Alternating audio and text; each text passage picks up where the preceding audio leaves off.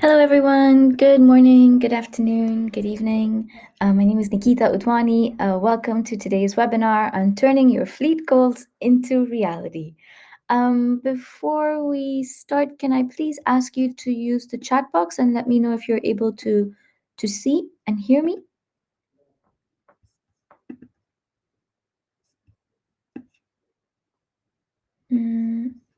I'm not seeing anything as yet.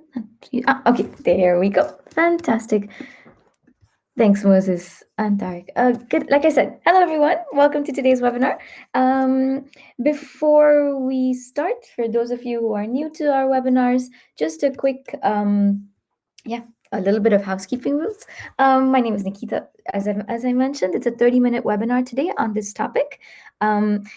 Can I please ask you to use I see we already have 29 people joining us and more are joining as we speak. Thank you, Simon. There we go. Yes, indeed. It would be great if you can introduce yourself in the chat box. Really short description, your name, the organization, and the country that you are calling in from today. That would be really helpful. Makes it more interactive for me as well. So thank you for that. I see someone said, Pouvez-vous parler en français? I'm so sorry. Today's webinar is in English, Samuel, but we will share the slides later, and we are in the process. We are exploring more and more how can we use digital technologies, including artificial intelligence, to start translating more in the future. So please bear with us, right? It's definitely something we want to be able to offer. Today's topic is very much focused on continuous improvement, on preparing for said continuous improvement. It's a 30-minute webinar. I'll be answering questions towards the end. I would like to walk you through some slides. And to make it interactive, I'll also ask you some questions in the chat box. So please feel free to share your experiences, use the chat box, let me know what your thoughts are. Yeah. So let's start. Like I was mentioning, right? Today's topic: no preparation, no improvement. I'm going to be giving you some tips on your improvement journey, and it starts with. I think most of you know this, but you're here for this webinar. I think it's also important that we keep this in our mind that when you're starting an improvement journey, and when I say improvement journey, right, what I'm referring to is many of you listening in today, you are fleet managers, you are probably responsible for dispatching vehicles, in making sure staff are able to move from point A to point B based on the movement schedule they have shared with you. But you are also what we call the fleet manager, and that means you are looking at how to make the fleet safe, sustainable, available for the programmatic activities, and cost efficient. And in order to do that, you are implementing projects, initiatives, you are taking the organization through an improvement journey. And of course, in your improvement journey, you really need to take time before to prepare and to know what your goal is, what you want to improve, how are you going to do this, who to engage. And that's today really what we're going to be going into, and sharing some tips to support you with that. I think what would really help me, colleagues, I see most of you have introduced yourself already. Fantastic. Thank you. Those of you who are implementing an improvement project in your organization, can I please ask you to use the chat box and share what is the improvement project you're working on? Just in a couple of lines. What are you working on in your organization to improve fleet management? Yeah, start writing in the chat box. And in the meantime, I'm also going to give you some tips. So let's continue. Just 1 second. I think I had a small technical glitch. There we go. We're back. If you haven't seen this, I'm gonna make sure that we share also a link with you. For I think roughly 4 years ago, Fleet Forum, we really reflected on our trainings, how we support participants after the trainings, also some of the consultancy projects and the members who we see have really made progress in implementing fleet management. And what we did is we designed a fleet management improvement roadmap. It's a step-by-step approach, and it really makes you think from scratch, what do you need to do to get to the moment where you really start improving. And what you will and so what I'm going to show you today, and I've structured my presentation accordingly, is what are the steps in that journey. Yeah. And I see in the meantime, some of you have already started sharing some of your improvements that you're working on. Really great. I see waste management. I see improving drivers' behavior. I see road safety for drivers, carpooling. Like that's a very interesting one. Allocating vehicles and optimizing the utilization. Fantastic. So these are some examples of improvement initiatives, right? And today, as I walk you through these tips, I would like you to think about your improvement journey and also tell me, as you're listening to me, where are you in this journey? Yeah. So, high level, there are 4 steps in the improvement journey. Those of you who are in our trainings, you will probably be familiar with this. It's very much focused on the plan, do, check, adjust, the Deming cycle, the continuous improvement cycle. And here, what you will see today in my presentation is that the majority of your improvements and the time you should spend is really in the planning phase, because this is where the preparation takes place to set you up for success in making sure the improvement journey is successful. And then, of course, you're implementing, you're monitoring, you're checking. That's indeed the process. So let's start looking at the steps in this implementation journey. Like I said, I'm going to share a link with you after this webinar, so you can read in more detail. But what I want to share with you is we've created a 12-step improvement or journey. You can find it on our website. You can find it on the Knowledge platform. I'm going to focus on specific parts of this 12-step improvement journey. And what you will see is that there are 3 phases in this roadmap. Phase 3 at the right side with the blue circles that you see there as well. This is really where you implement and monitor. So it takes 12 steps before you start implementing.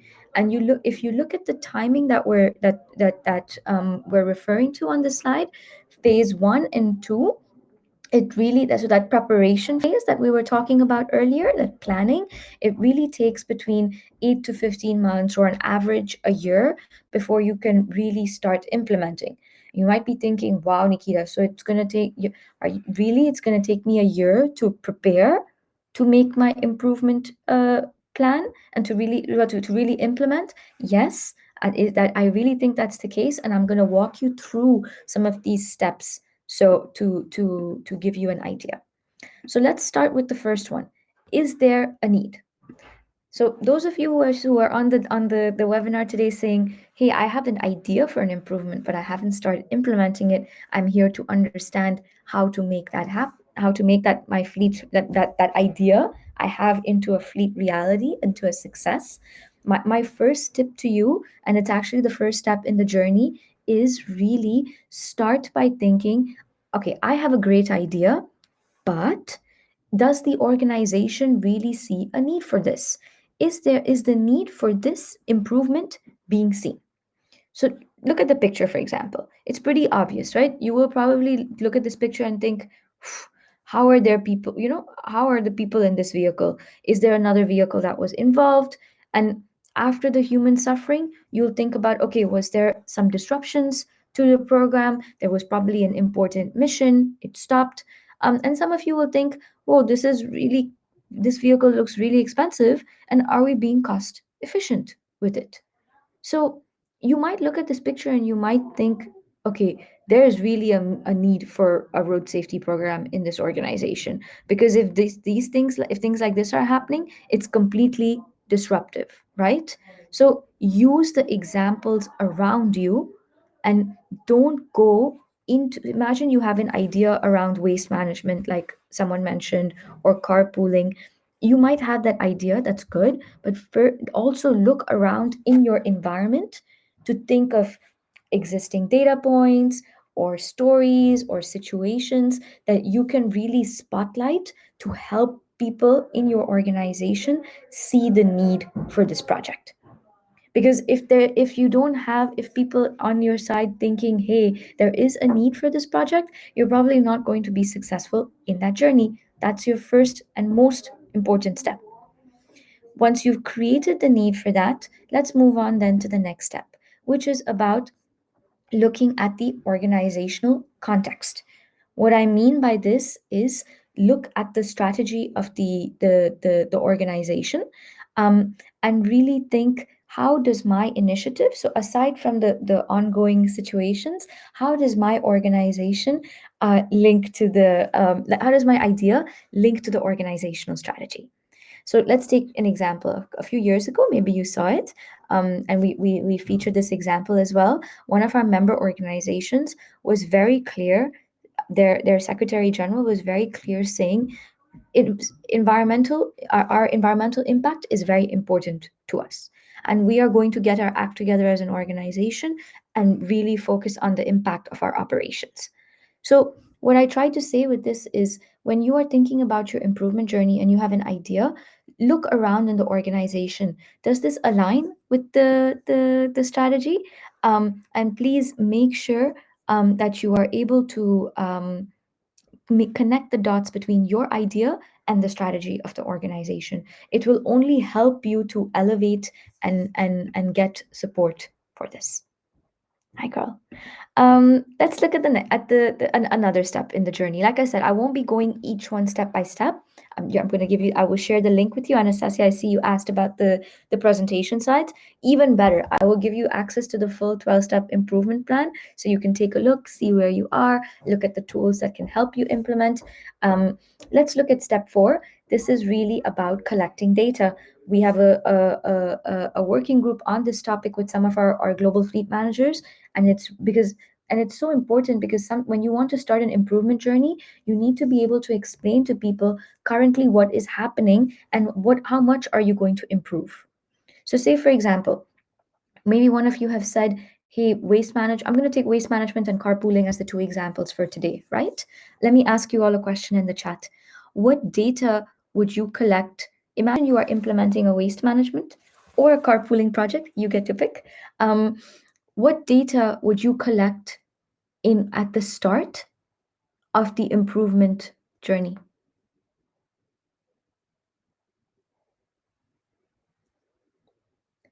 Simon, you say I would collect data on the types and the volume of waste generated. Okay. Tarek, you're typing as well. I believe one of these two projects was yours. Colleagues, this is a question to all of you, not only to Tarek and Simon. So I'm really going to make sure that you are working hard during my webinar today, and that you are thinking about the things we discussed. Okay, Moses, I see you typing as well. Good job. Tarek, records of fuel consumption and the volume of movement needs. I really like the way you are thinking about this. Yes, indeed. So both of you have taken examples from the two projects I mentioned, right? At the start, I would really focus on being able to show what is the problem, right? So for waste management, indeed, you would map out, okay, you would spend, even if it takes you 5 or 6 months at the start, but you would make sure that you have insight. Thank you, Carl, Moses. Indeed, number of trips, passengers per trip, current practices. Emmanuel, I wouldn't start training the team. I wouldn't start there. Like I'm saying, this is about collecting data when you are at the start of an improvement journey, to really show what is the problem.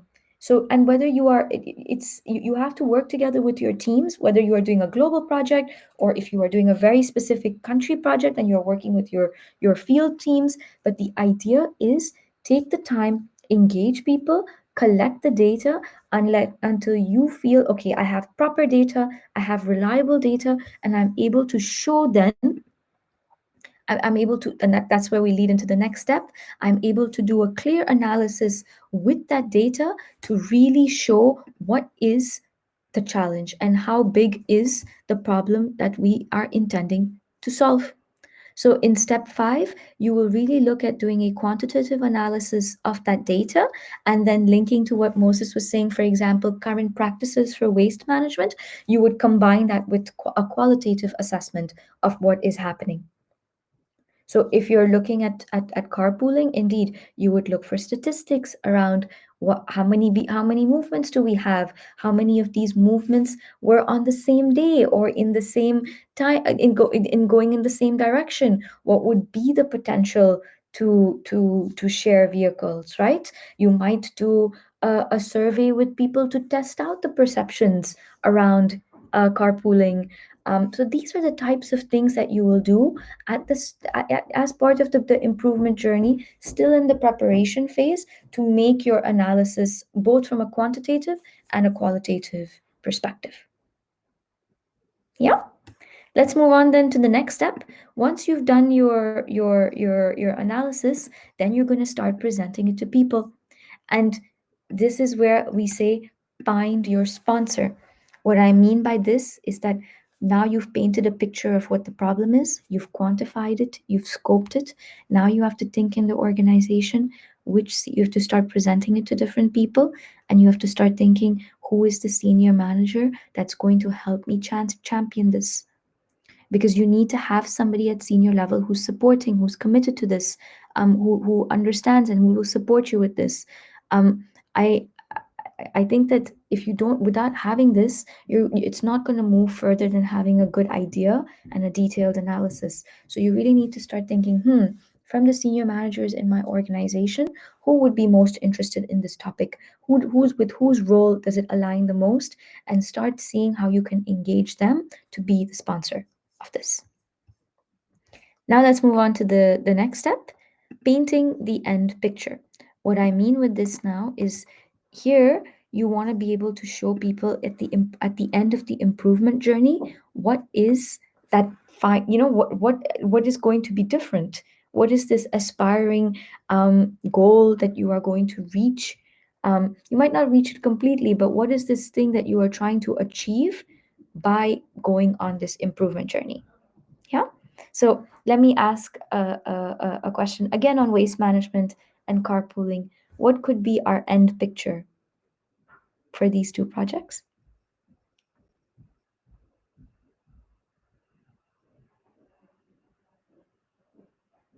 I'm seeing some typing.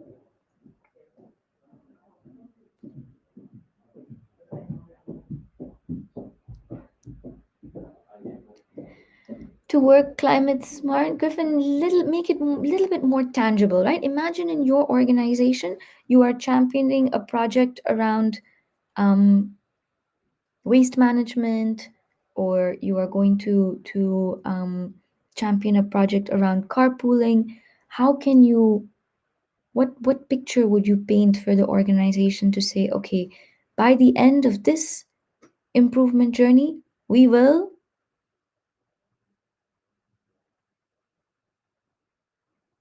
Simon, you say a contract or okay, Carl, you say on the reduced waste one, I would set a specific goal. For example, in terms of tons, we will be able to reduce the waste from our thing by 20%, for example, right? Paint an end picture. Um, some of you say environmental compliance and reduce carbon footprint. Colleagues, I really want us to think about in the lines of what Carl and also Tarek was saying around the environment and budget savings.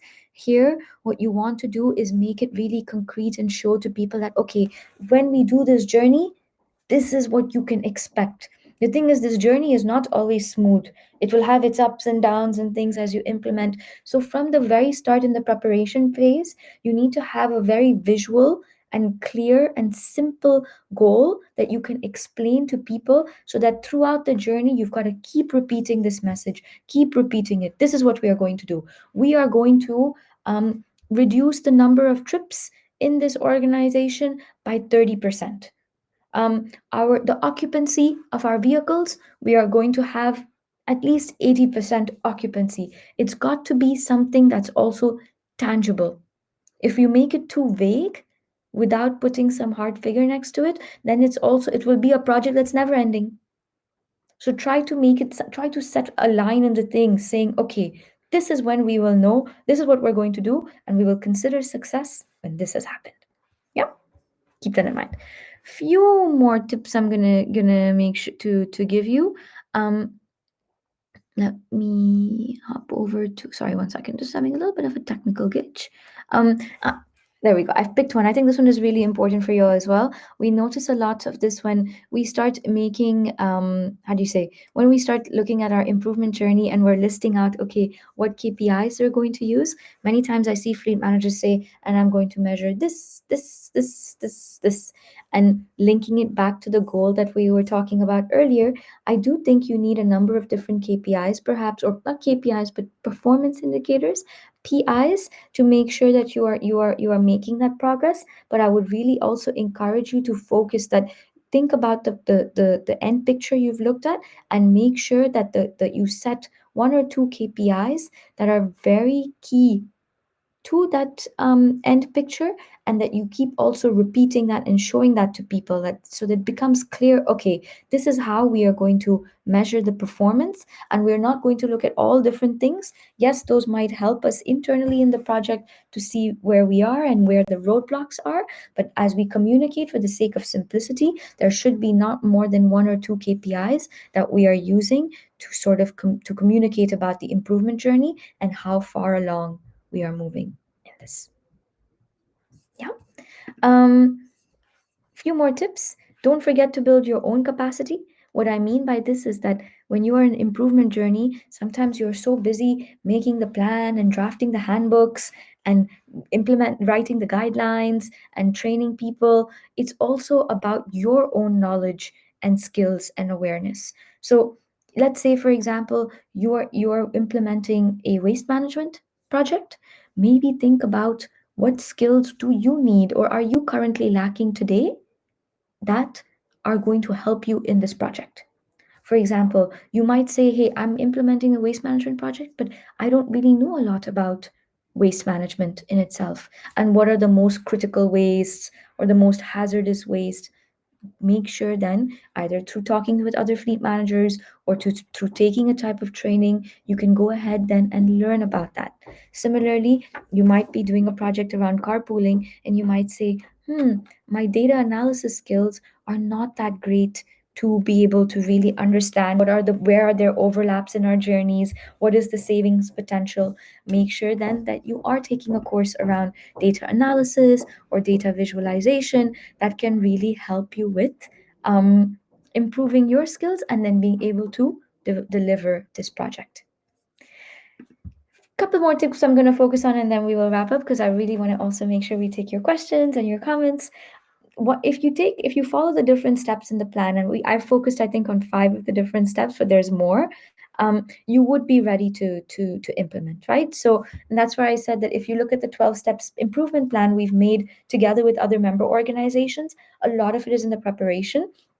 13 and 14 is really the implementation and checking and seeing if it's working and adjusting your plan. So here, what you really want to do then is, don't forget, it's all about change management. So while you are implementing, make sure that you are getting the feedback from your stakeholders. Make sure you're not forgetting people. If you're starting to experience resistance to your project, use your sponsor, see how you can get their support.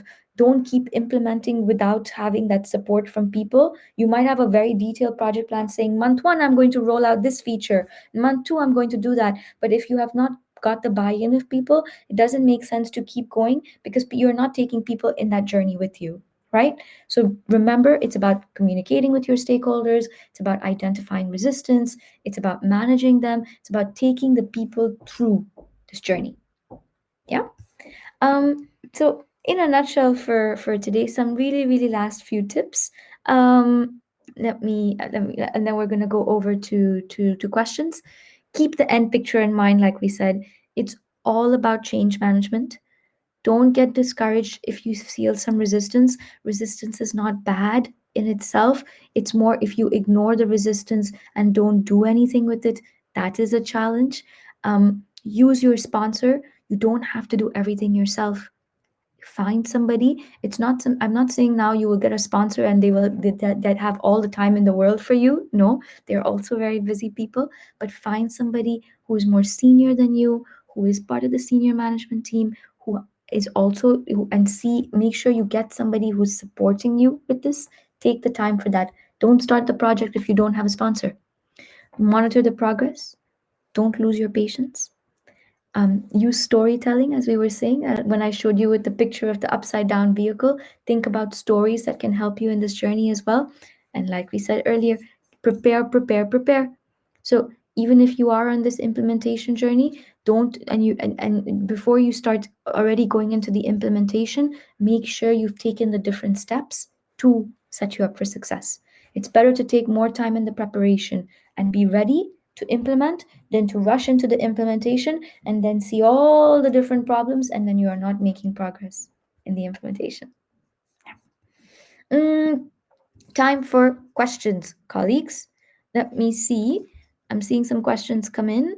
So far, we have two colleagues. Please, those of you who have not asked already, take your time. This is the space. Huh? If you are struggling with a certain improvement program in your organization, this is the chance also to ask me, to ask the community of people who are joining in today. We have 53 people on the line who are clearly very interested in this topic. Of course, please feel free to ask. I'm seeing two questions so far, very similar. Could you please, when the online broadcast is over, send us the presentation? Yes, Anastasia, like I was saying earlier, and it links to Simon's question as well, I will do even better. I will share with you the link to the improvement journey so you can take a look and see what these steps are. It can be a really good self-check for yourself of, okay, I'm on an improvement journey in my organization. Where am I failing? Maybe failing is a big word, but where am I getting blocked? Or where are these things I didn't maybe do? And right now I'm feeling the consequences of it. So what can I, and then that might give you some ideas on what to start fine-tuning in order to be able to restart or accelerate your implementation journey. I'm seeing lots of typing. I'm not seeing the questions as yet. Ashish, Justin, Carl, keep typing, keep typing. Let's see the questions pop in.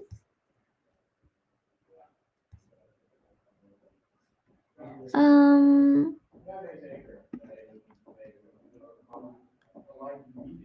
Alrighty.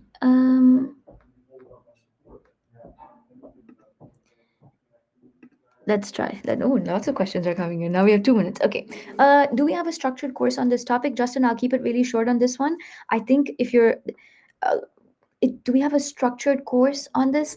Not entirely. What we have is the fleet management fundamentals training, which is really much structured around the process of continuous improvement. So it's really helpful in terms of yes. And Anastasia's next question: will it be possible to take this course? Yes, it is possible. It's online. I'll share a link in the chat as well. And colleagues, those of you who have taken the course, feel free to share your experiences as well if you have any advice for Anastasia and for Justin. But the way we've structured the training, it really allows you to come in, absorb some knowledge around different fleet management concepts like TCO, like right sizing, like root cause analysis, but then also to make an action plan, which is very much focused on plan, do, check, adjust. So I think that if you are about to start an implementation journey in your organization or you want to start one, it's actually a really useful approach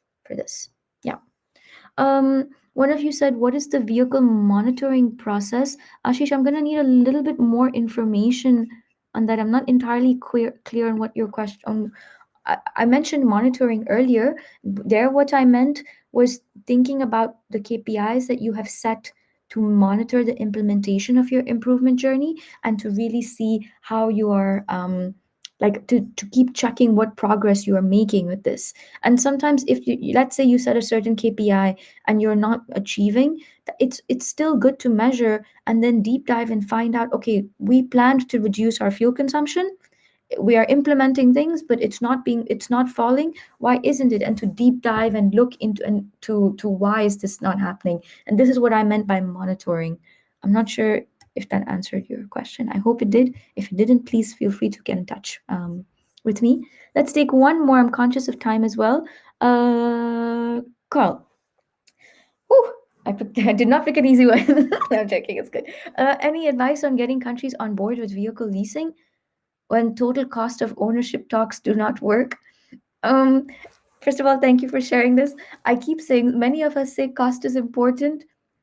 it's sometimes it's really not cost that's important, right? And Carl, I don't think this is the case here, but I think it could be. And if I'm wrong, I apologize.